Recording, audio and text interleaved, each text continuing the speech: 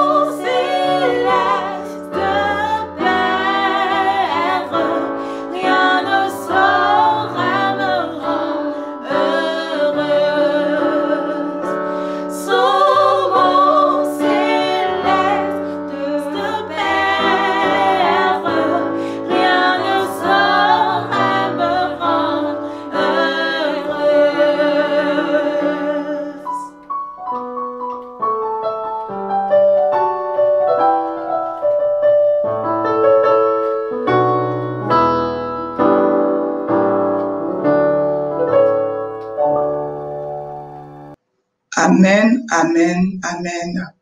Et le sujet d'aujourd'hui est le 7e sujet et nous allons nous séparer. C'est de l'espoir pour les temps difficiles. De l'espoir pour les temps difficiles. Prions. Éternel Dieu, nous voulons te dire merci parce que tu es un Dieu bon. Nous sommes tes enfants, tu as permis que nous puissions passer une semaine à tes pieds. Merci parce que tu nous as bénis, tu as permis que nous puissions apprendre beaucoup. Aujourd'hui est le dernier jour et le dernier thème. Viens et sois avec nous. Instruis-nous toi-même au nom de notre Seigneur Jésus-Christ. Amen.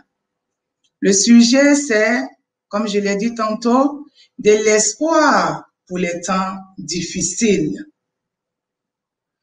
Dans 1 Samuel 1, verset 27, on lit ceci, « Et l'Éternel a exaucé la prière que je lui adressais. » Je vous invite à voyager dans votre esprit jusqu'à la période biblique des juges. Ce fut l'une des époques les plus troublantes de l'histoire du peuple d'Israël. La détérioration morale et spirituelle était évidente. Cette période pouvait être appelée le Moyen Âge de l'Ancien Testament.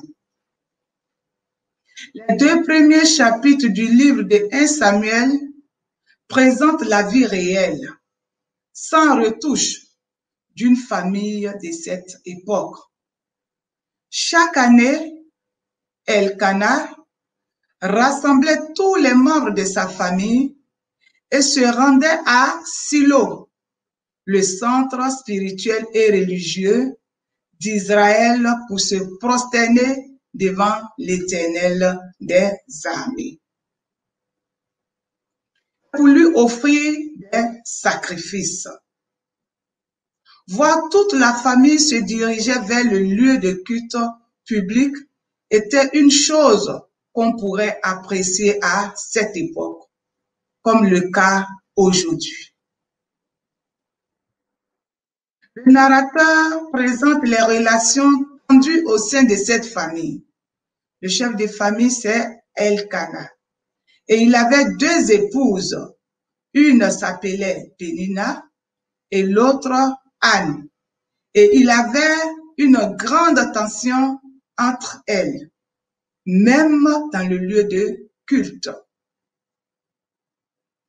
Pénina dénigrait constamment Anne parce que celle-ci était sans enfant. Et cela avec des mots qui blessaient son âme. La seule chose qu'Anne pouvait faire était de se retirer de la célébration en larmes. Nous voyons dans cette triste histoire que la stratégie du diable est de ruiner les enfants de Dieu. Elkana et sa famille partaient chercher la face de Dieu.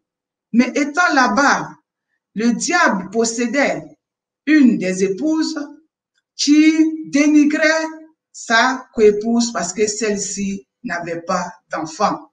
Pourtant, ils étaient allés tous chercher la face de Dieu. Et c'est ce que Dieu fait.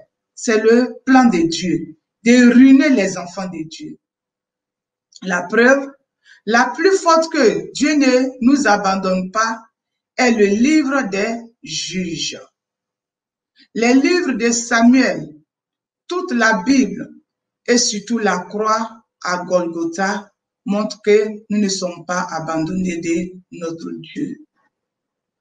Anne désirait ardemment devenir mère et le fait d'être sans enfant était une honte dans sa culture, un signe du déplaisir divin. Peu à peu, cependant, son rêve s'était évanoui et était devenu l'objet des moqueries de Pénina. Beaucoup de femmes comme Anne prient pour avoir le fruit de leurs entrailles. Et jusqu'ici, il n'y a pas d'exaucement. Il y a beaucoup d'autres choses que nous demandons à Dieu et nous n'avons pas encore obtenu. Et nous sommes peut-être objets de moqueries des personnes comme Pénina. Cette fois cependant, lorsque Pénina se moqua d'elle, Anne fit quelque chose de tout à fait inhabituel. Elle se leva de table, non pas pour aller pleurer comme d'habitude dans la solitude, mais pour apporter le fardeau de son âme devant Dieu dans la prière. C'est que nous tous, nous devons faire. Nous devons apporter nos fardeaux à notre Créateur qui est Dieu dans la prière. Devant l'Éternel, elle prie et pleure. Elle fait une promesse. Elle demeure là longtemps. Et peut-être serait-elle restée plus longtemps si elle n'avait pas été interrompue par Élie, le souverain sacrificateur. Elle demanda à Dieu un enfant et elle exprima clairement la raison pour laquelle elle faisait une telle demande. Ce n'était pas pour que la moquerie cesse ou que la honte de l'infertilité disparaisse, mais pour faire à Dieu un don. Oui, Anne a demandé un enfant pour faire un don à Dieu. Le plus précieux des dons est donc un enfant. Anne, c'est qu'une véritable relation avec Dieu, comme toute relation, se développe non seulement en demandant, mais également en donnant. Beaucoup de personnes ne font que demander. Ils demandent, Dieu donne. Ils demandent, Dieu donne. mais en retour, ils ne donnent rien à Dieu. Mais ici, Anne demande et en retour, elle veut donner ce qu'elle a demandé au donateur. C'est pourquoi sa prière est unique dans la Bible et devient donc un vœu. Dans 1 Samuel 1, verset 11. En se tenant devant l'Éternel, Anne fait la promesse à Dieu qu'elle rendra l'enfant, et cela avant même de l'avoir. Un vœu est une initiative de l'adorateur. C'est un acte d'adoration. Oui, nous devons faire l'acte d'adoration en faisant un vœu à Dieu. La promesse d'Anne est la promesse de foi et d'amour. Nous pouvons apprendre de nombreuses et précieuses vérités de l'exemple d'Anne. Nous pouvons voir comment Dieu peut utiliser les expériences négatives de notre vie pour créer quelque chose de grand. Donc, quand nous traversons les moments difficiles, Dieu peut passer par là pour créer quelque chose de grand. Il peut utiliser les épreuves les plus douloureuses pour nous apprendre ce que signifie avoir confiance en lui. Anne a appris à faire confiance à Dieu pour toutes les choses qui échappaient totalement à son contrôle. Aujourd'hui, alors que je partage ce message avec vous, tout le monde a une grande peur du lendemain. Nous sommes tous inquiets de ce qui peut arriver. Pour Anne, la souffrance et l'épreuve qu'elle traversait était un appel à la prière et à la confiance en Dieu. Elle pria et quand elle quitta le lieu de prière, la tristesse avait disparu de son visage. On dit Amen. On voit cela dans 1 Samuel 1, verset 18. Sur son visage, il n'y avait plus de larmes, mais un sourire de joie. Grâce à la souffrance et à l'espoir reçu devant le Seigneur à Silo, Anne trouva la paix avant même d'avoir reçu une réponse à sa prière. Lorsque nous venons devant l'Éternel dans la prière, nous reconnaissons sa souveraineté. Rien n'échappe à son contrôle. Il y a de l'espoir pour les temps de crise dans la famille, dans l'Église et dans le monde entier. Nous avons un Dieu qui prend soin de ceux qui lui font confiance. Et maintenant, cher ami, quelle impression cette histoire fait-elle en toi? Le Dieu qui entendit la prière d'Anne est aussi à l'écoute de la tienne. Je t'invite donc à considérer en réflexion les questions suivantes. Quand nous nous tenons devant l'Éternel, quelles sont les choses que nous promettons personnellement dans notre famille ou en tant que communauté? Y a-t-il des moyens par lesquels nous pouvons également exprimer notre espoir et notre confiance en Dieu aujourd'hui? Nous allons écouter la parole de Dieu à travers un cantique.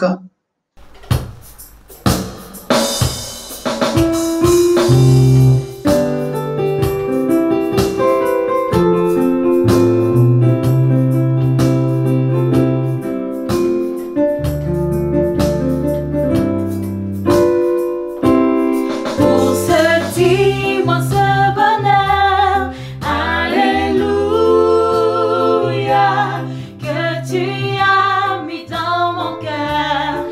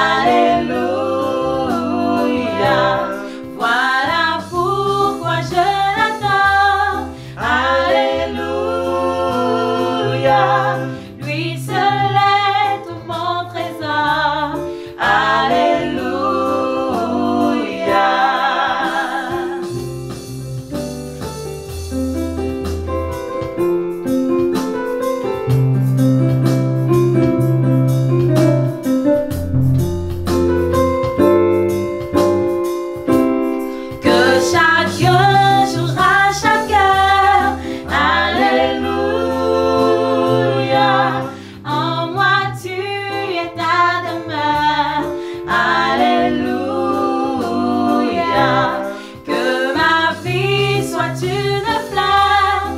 Alléluia. Un parfum pour toi, Seigneur. Alléluia. Alléluia. Alléluia. Oui, Jésus est mon sauveur. Alléluia.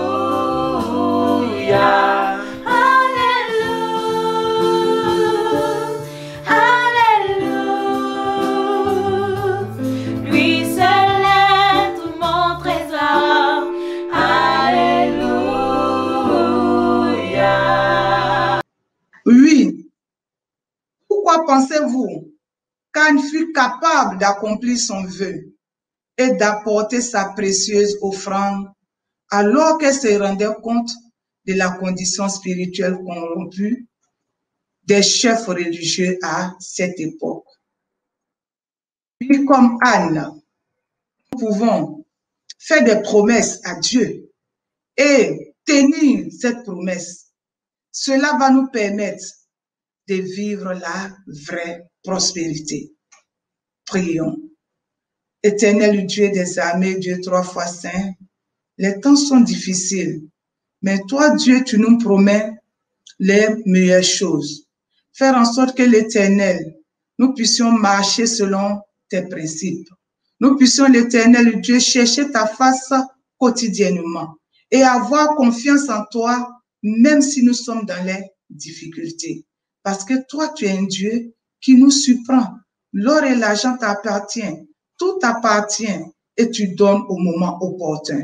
Mais que nos inquiétudes soient placées devant toi. Au nom de notre Seigneur Jésus-Christ. Amen.